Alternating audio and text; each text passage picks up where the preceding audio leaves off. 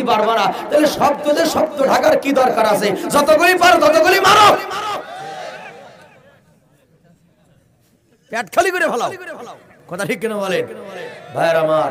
এটা শুধুমাত্র একটা দৃষ্টান্ত দিলাম, উদাহরণ দিলাম। শব্দ দিয়ে যেমন শব্দ ঢাকা যায়, সেন্ট ঢাকা যায় না। মাইকিং দিয়ে, বক্তব্য দিয়ে, ব্রিফিং নিউজ করে, সাংবাদিক সম্মেলন করে, তারপরে মিডিয়ায় কথা বলে, টকশো করে, শব্দ দিয়ে শব্দ ঢাকা যায়। কিন্তু কাফের বেঈমানরা এই জাতির সাথে যা যা করেছো, জাতি বলে নাই, আজ না হয় কাল তোমাদেরটা আবার তোমাদেরকে উল্টা ফেরত দেওয়া হবে। কথা বলো ঠিক কিনা? অপেক্ষায় থাকো, তোমরাও থাকো, আমরাও থাকলাম, খেলা হবে ময়দানে। কথা ঠিক কিনা জোরে বলে? আল্লাহ যেন সেই খেলাতে ইমানদারদেরকে বিজয় হওয়ার তৌফিকটা দান করেন। আমিন বলবেন না মিয়া? আমিন বলবেন না? বন্ধুরা আমার, তরুণ যুবকেরা, দিলের কানটা খাড়া করে নাও, মাথা বেশি নাড়াচাড়া কইরো না,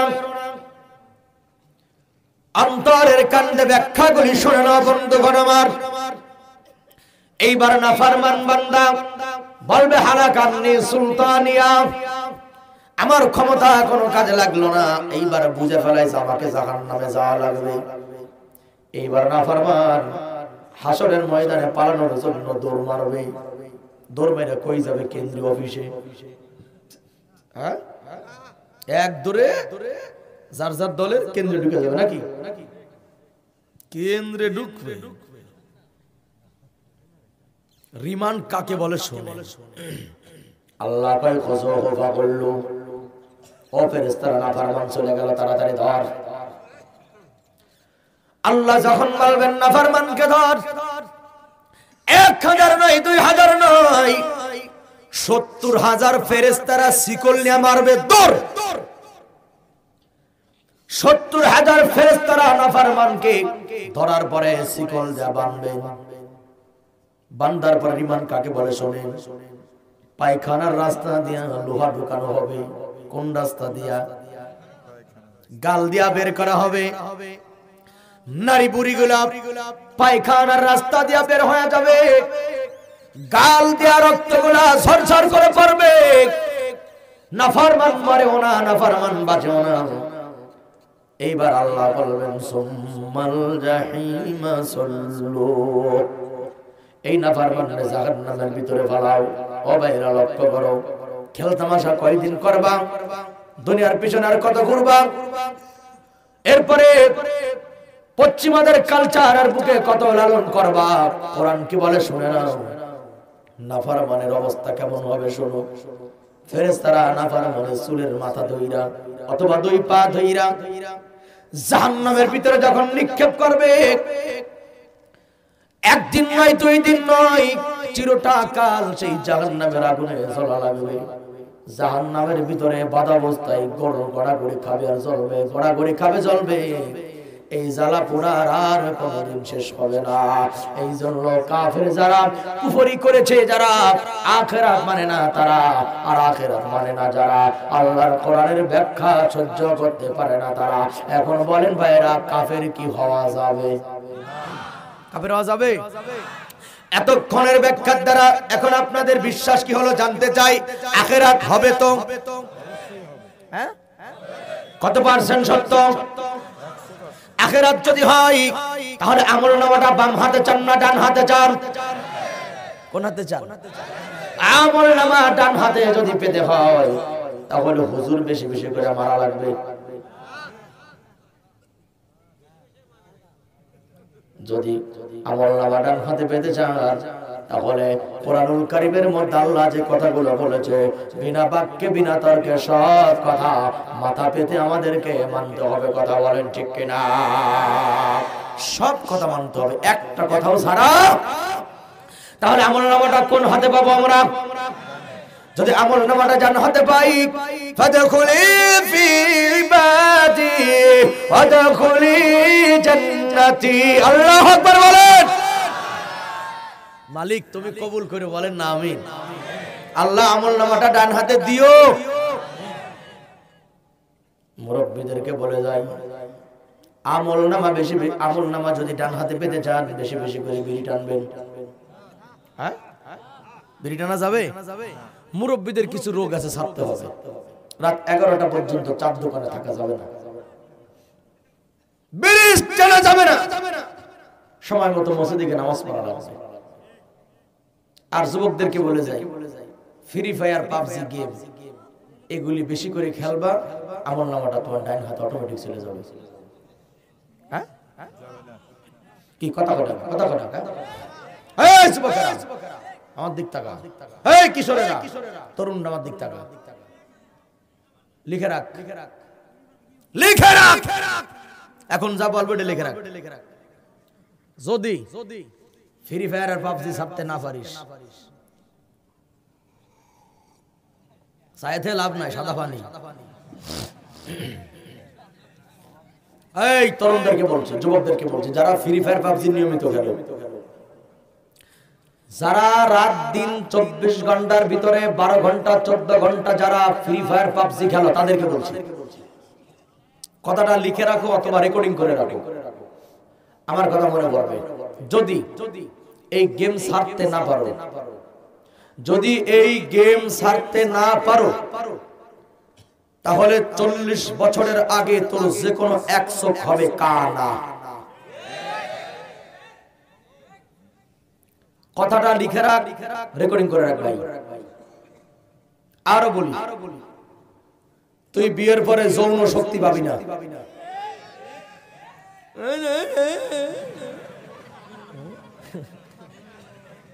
একসাথে বলে ঠিক কিনা? আবার কিটা? মাশাআল্লাহ, ঠিক আছে, ওকে, হ্যাঁ ঠিক আছে, আমি আসছি তো, ওকে, হ্যাঁ মাশাআল্লাহ, আলহামদুলিল্লাহ। এই যুবকেরা, তামাশা নয়, এটা হাসির খোরাক নয়। কারণ তুমি কি জানো, যখন এইভাবে 10টা আঙ্গুল দিয়ে মোবাইলটা ধরে, এই 2 আঙ্গুল তো ড্রাইভার, চোখ দুটাকে বড় বড় করে তাকিয়ে আছে স্ক্রিনের দিক ঘন্টার পরে ঘন্টা, ও বুঝতেছে না ওর শরীরের কি বের হয়ে যাচ্ছে। কথা কয় না কেন? শরীরের ক্যালসিয়াম, রক্তে ভিতরে যে ভিটামিন গুলো থাকে এগুলো যে বের হচ্ছে ও বুঝতেছে না। দেখবেন খুব মোহাব্বত, ডানে কে যায়, বামে কে যায়, বড় না ছোট, বাপ না খালু, কারো দেখা থেকে টাইম নাই।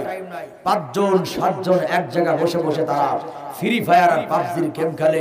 দুনিয়ার কোনো চিন্তাই নাই, হাগার কথাও নাই, মুতার কথাও নাই, আজান নামাজ তো কানেই নাই। চাচারা দেখবেন এইরকম ধইরা, এই ডানে মার, ডানে মার, বামে মার, মার মার মার মার মার মার মার মার মার মার মার মার। ভালো আছে না নাই? মা হ্যাঁ তোরে মারবে, কবরে যা, ফেরেশতার মার কারে কয় সেদিন আর মার মার কওয়া লাগবে না, বিনা কওয়াতে তোরে মারা হবে। কথা ঠিক কিনা বলো? চোখের জ্যোতি নষ্ট হয়ে যাবে, যৌন শক্তি কমে যাবে। মুরব্বীদের পাশে কইরা বেশি খোলামেলা বলতে পারতেছি না, নাহলে আজকে তোকে এমন সাইজ করা করতাম, বেশি করলাম না। শেষ কথা বলি, যারা নিয়মিত ফ্রি ফায়ার পাবজি খেলো, যৌন শক্তিও থাকবে না, বিয়ের পরে 2 বছরের বেশি একতরফ বউ টিকবে না, অন্য লোকের সাথে চলে যাবে। তাও কয় ঠিক, চিন্তা করছে, তাও কয় ঠিক। তার মানে ওরা স্বীকার করলো যে আমরা এগুলা খেললে আমাদের ভবিষ্যৎ এমন হবে। ও ভাইরা, আপন স্ত্রী কারো কাছে ভেগে চলে যাক এটাও চাই না, আমাদের চোখ কানা হোক সেটাও চাই না, আমাদের মেধা নষ্ট হোক সেটাও চাই না।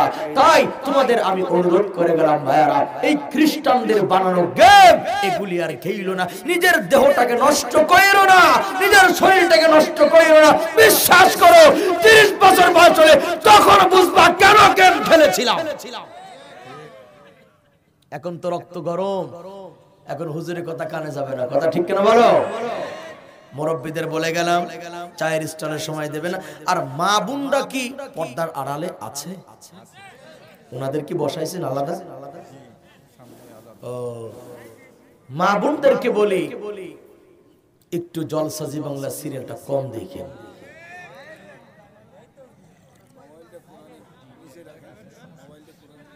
ও হ্যাঁ, মা বোনদেরকে বলি জলসা জি বাংলা এগুলোর উপরে চোখ দিয়েন না। এটাও খ্রিস্টানরা ইহুদিরা বানাইছে যাতে আপনি নামাজ না পড়েন, যাতে আপনি কোরআন না পড়েন, আপনার পেটের বাচ্চা যাতে মুসলমান না হয়। কারণ যেই মহিলাটা বাচ্চা পেটে নিয়ে জলসা জি বাংলা দেখে, ওর পেটের বাচ্চাটা ওই লাইনের হবে, এই লাইনের হবে না। এজন্য মা বোনদের বলি, তোমরা 4টি কাজ করবা। নবীজি বলেন, 1 নম্বরে মা বোনদের জন্য প্রতিদিন 5 ওয়াক্ত নামাজ। বলেন কয় ওয়াক্ত নামাজ? 1 নম্বর কাজ। 2 নম্বর কাজ, বছরে একবার রমজান মাসের ফরজ রোজা। 3 নম্বর কাজ, স্বামীর সেবা। 4 নম্বর কাজ, সতীত্বের হেফাজত। বিবাহের আগে কোনো বয়ফ্রেন্ড চলবে না, বিবাহের আগে কোনো যুবকের গার্লফ্রেন্ড চলবে না। এই 4টা আমল যদি কোনো নারীরা করে, 5 ওয়াক্ত নামাজ, রমজানের রোজা, স্বামীর সেবা আর পর্দা সতীত্বের হেফাজত, নবীজি বলেন এই নারী জান্নাতের যে কোনো দরওয়াজা দিয়ে সে জান্নাতে প্রবেশ করতে পারবে। সুবহানাল্লাহ। এখন একটু ব্যাখ্যায় আসি। 5 ওয়াক্ত নামাজ পড়নেওয়ালা নারী সিরাজগঞ্জের প্রত্যেক ঘরে ঘরে আছে। হ্যাঁ, প্রত্যেক ঘরের নারী 5 ওয়াক্ত নামাজ পড়ে না। রমজানের রোজাটা বেশ মহিলারা ভালোই রাখে, এইটা মোটামুটি ওরা পাকা আছে। কারণ ওইটা রাখলে কিছু চাইল্ড হেল্প বেঁচে যাবে, কিছু এই জন্য রাখে, কিছু আল্লাহর জন্য রাখে। সবকিছু মিলে দিলে রোজা মোটামুটি ভালোই হয়, ঠিক না বলে? 3 নম্বরে স্বামীর সেবাটা। আরে বলছে কিছুই করে না। স্বামীর সেবা, এই শোনেন, কম আছে না, তা কি করবে? ওখানে ঠিক মতো আপনারা খাওয়ান, ঠিক মতো পড়ান, একটু হলে তো মারেন, গালাগালি করেন, কত লোক যৌতুকের জন্য নির্যাতন করে। স্বামী স্ত্রীর থেকে সেবা পেতে হলে স্ত্রীর যে হকগুলি আছে সেগুলি আগে আমাকে আদায় করা লাগবে। আদায়ের পরেও যদি হক আদায় না করে, তার জন্য দোয়া করতে হবে, তারে বুঝাইতে হবে। 1000 বার বুঝানোর পরেও যদি না বোঝে, তার গার্জিয়ান ডাইকে সসম্মানে তাকে তালাক দিয়ে ছেড়ে দিতে হবে। এর তালাক দেওয়ার আগে যদি ভালো হয় তাইলে তালাক দেওয়া যাবে না। কিন্তু আমরা এই জন্য তালাক দেই না। আমরা তালাক দেই কেন? যৌতুক ঠিক মতো না দিলে আমরা তালাক দেই কেন? তোর খালি কোনো কোনো মেয়া হয়, সাওয়াল হয় না, বলেন আছে না নাই? আরে নিমক হারাম, ছেলে দেওয়ার মালিক আল্লাহ, মেয়ে দেওয়ার মালিক আল্লাহ, তোর স্ত্রী করবে নাকি? এই জন্য আমি আপনাদেরকে বলবো, স্ত্রীর দেখাশোনা যতটুকু সম্ভব হক আদায় করবেন। আর বোনদেরকে বলবো, স্বামীর সনদ ছাড়া জান্নাতে যেতে পারবেন না। আম্মা জান আয়েশা রাদিয়াল্লাহু তাআলা আনহা আল্লাহর পয়গম্বরকে গোসল ফরমাচ্ছিলেন, নবীজির মাথায় পানি ঢেলে দিচ্ছিলেন। আল্লাহর পয়গম্বর তক্তার উপরে বসা। হঠাৎ করে নবী আমার তাকায় দেখে পানির সঙ্গে রক্ত ভেসে যায়। নবীজি সঙ্গে সঙ্গে দাঁড়িয়ে পড়ল। দাঁড়িয়ে দেখে যায় আয়েশার 2 চোখ দিয়ে পানিগুলা গড়িয়ে গড়িয়ে পড়ে।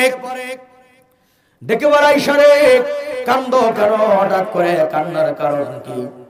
হযরত আয়েশা বলল, আল্লাহর পয়গম্বর, আপনি যে এই তক্তায় বৈশা গোসল করতেছেন, ওই তক্তার নিচে আমার একটা পায়ের আঙ্গুল চলে গেছে। আঙ্গুল ফাইটা রক্তগুলো বের হয়, সহ্য না করতে পেরে চোখের পানি ছেড়ে কাঁদতেছি গো নবী। বিশ্বনবী আমাকে বলো নাই কেন?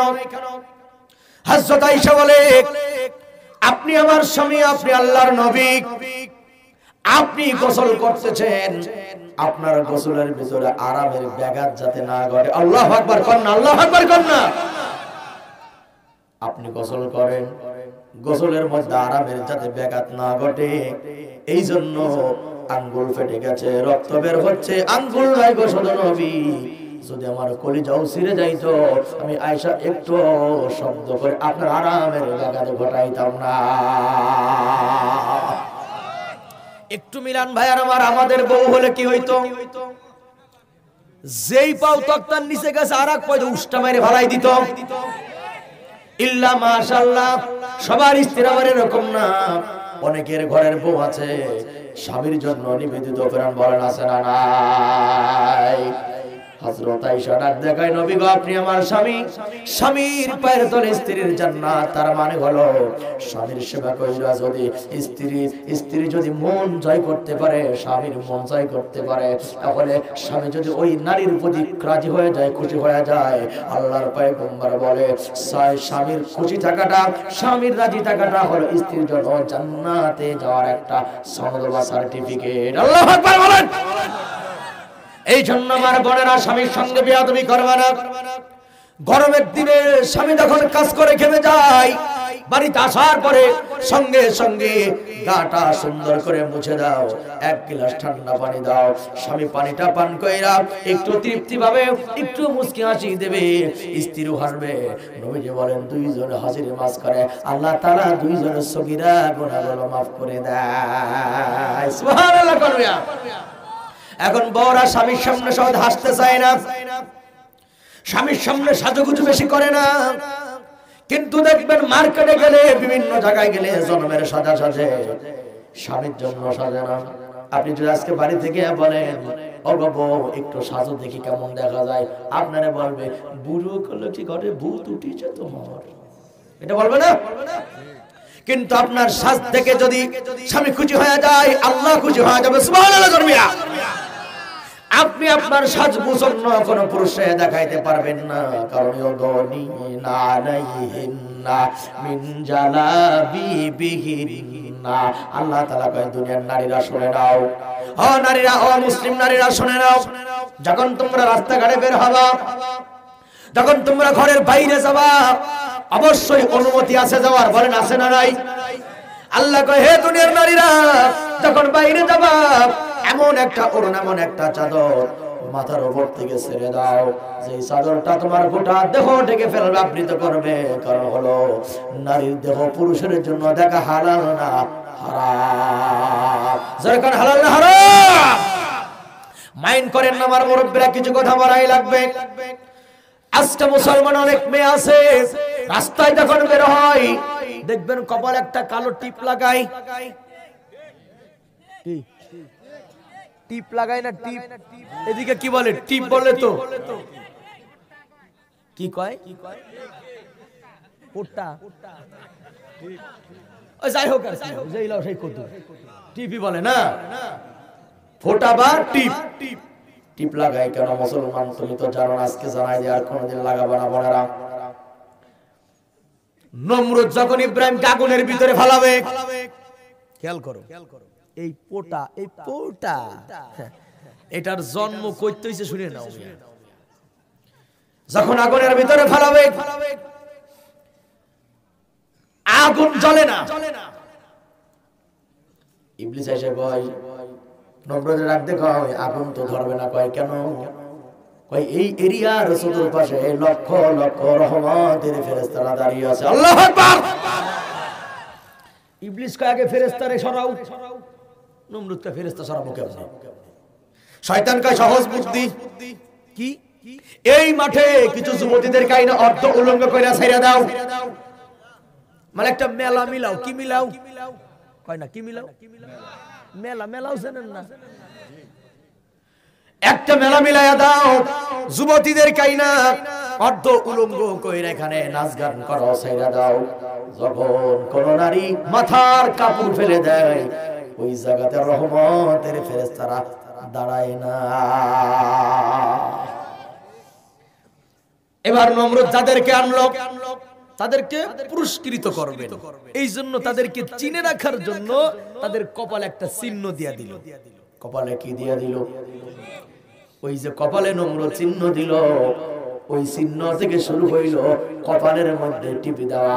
ওই যে ওই নারীরা যারা আগুন জ্বালানোর জন্য, রহমতের ফেরেশতা তাড়ানোর জন্য যে নারীরা ময়দানে আসছিল, ওখান থেকে প্রচলন শুরু হয়েছে কপালে ফোঁটা লাগানো। তাই যে মুসলমান নারীরা কপালে টিপ লাগায়, তাদেরকে বলে এতদিন জানতেন, এখন জানলে কপালে যারা টিপ লাগাবে তারা নমরুদের দলে চলে যাবে। কথা বলো ঠিক কিনা? এই মুখের সৌন্দর্য আল্লাহ কম দেয় নাই। টিপ কেন লাগবে?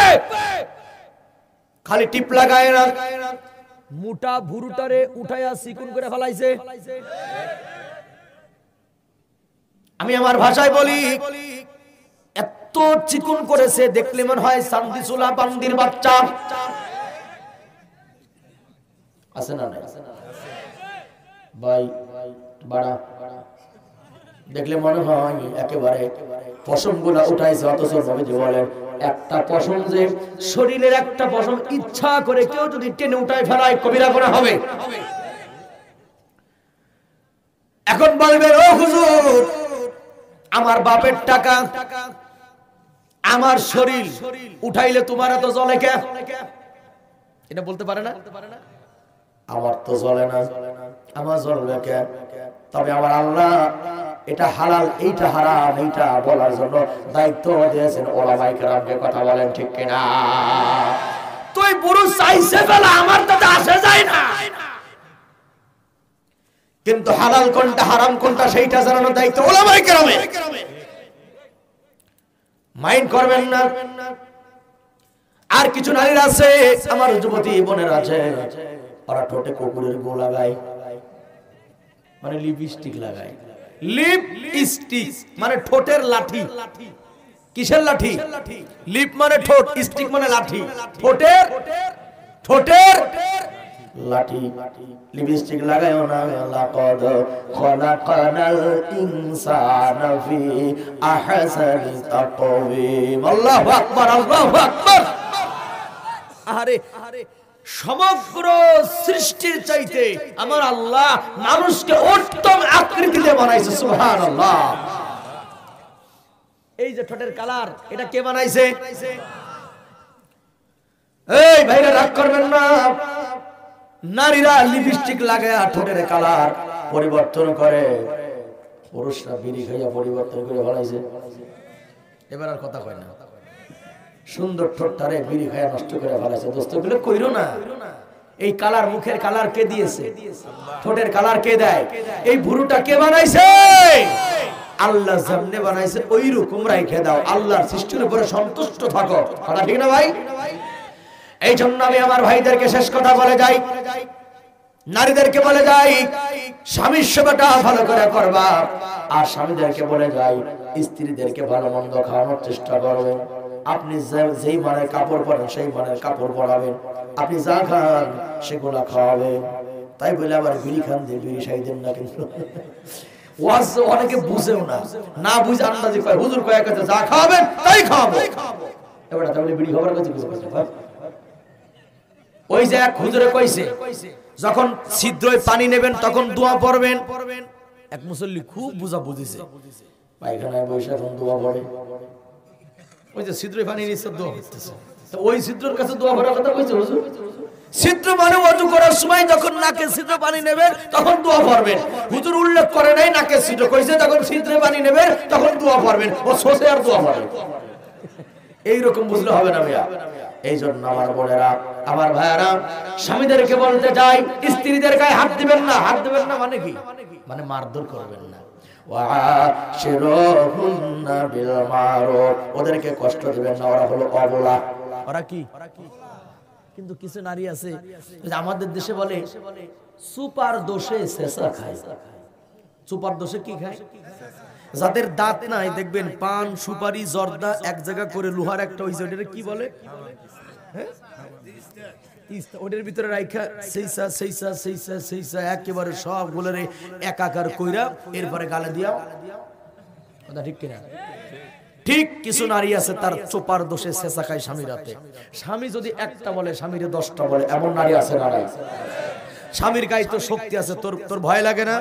একটা পুরুষের সামনে দাঁড়িয়ে উল্টা পাল্টা কথা বলো। স্বামী যদি একটা বলে স্বামীরে 10টা বলে, তখন স্বামী রাগ কন্ট্রোল করতে না পারে ঠাস করে মারে এক থাপ্পড়। থাপ্পড় খায়া পারে না, উঠে এসে কয় গোলামের বাচ্চা, হারামের বাচ্চা বলে না, সেটা নাই।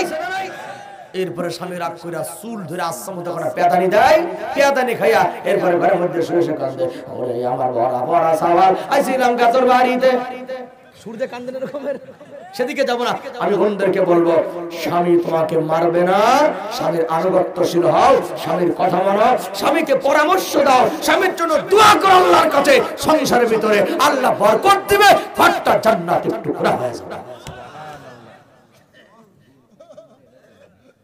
খাই খাই হাতি দেন, ও কলি শুনবেন নাকি? এই জন্য প্রিয় স্বামী ভাই যারা আছে, বিয়ে শাদী করেছেন, বউকে মারধর আর করবেন না। মারবেন? বউকে মারবেন? বউ তো আদরের জিনিস, মারবেন কেন? বুঝাবেন, রাগ কন্ট্রোল করবেন, নিজের রাগ কন্ট্রোল করে তাকে হিদায়াতের কথা বলেন, তাকে বুঝান। এই জন্য বউরে যেই মনের কাপড় পরান সেই মনের কাপড় পরাবেন, যেই মনের খাবার খান সেই মনের খাবার খাওয়াবেন। তো লক্ষণ বিষয় হলো স্ত্রীকে খাওয়াইতে যা, কিন্তু বাপ মানে আবার ভোলা যাবে না। কথা কয় না, এক রাতে কত দিক যাওয়া যায় কোন তো ভাই? কথায় আছে না, মলম লাগাবো কত, শরীরের সব জায়গায় তোমার ক্ষত। আমরা যেদিকে যাই সেদিকে আমরা ধরা খাওয়া মুসলমান, কথা ঠিক কিনা? স্ত্রীকে ভালোবাসতে যাইয়া করে ওর শাস্তি দুনিয়াতেও হবে আখিরাতেও হবে, কথা বলো ঠিক কিনা? মায়ের কটা নারী ছিঁড়ে তুমি পৃথিবীতে একদিনও কি হিসাব করে দেখেছো গো ছেলে? মায়ের কটা নারী ছিঁড়ে তুমি দুনিয়াতে একদিনও কি হিসাব করে দেখেছো ছেলে? সেই মাকে যারা যারা মায়ের ছেলে তারা মন দিয়ে শোনা, যারা শাশুড়ির ছেলে তাদের শোনার দরকার নেই। সেই মাকে যারা দানা খেতে মায়ের সেবা করো না, তারা জান্নাত পাবে না। যারা মাকে ভালোবাসো না, যারা মাকে ভালোবাসো না, তারা জান্নাত পাবে না। একটু মুখটা খুলে বলো তো ভাই, কথা ঠিক না? মায়ের চেয়ে আপন আমি কোথাও খুঁজে পাইনি। তোমরা কি পাইছো ভাই? মায়ের চেয়ে আপন আমি কোথাও খুঁজে পাইনি। তোমরা যদি পেয়ে থাকো সে কিন্তু আস্ত ডাইনি। তাই মাকে যারা দানা খেতে মায়ের খবর রাখো না, তারা নাজাত পাবে না। যারা মাকে ভালোবাসো না, যারা মাকে ভালোবাসো না, তারা জান্নাত পাবে না। যারা মায়ের ছেলে তারা বলো, কথা বলো ঠিক কিনা? শুধু মার ক্ষেত্রে নয়, বাবারও ভোলা, বাবারও ভোলা যাবে। কারণ বাপ কোলে পিঠে করে মানুষ করেছে তোমারে। ও ছেলেরা, বাবার মনে কষ্ট দিও না।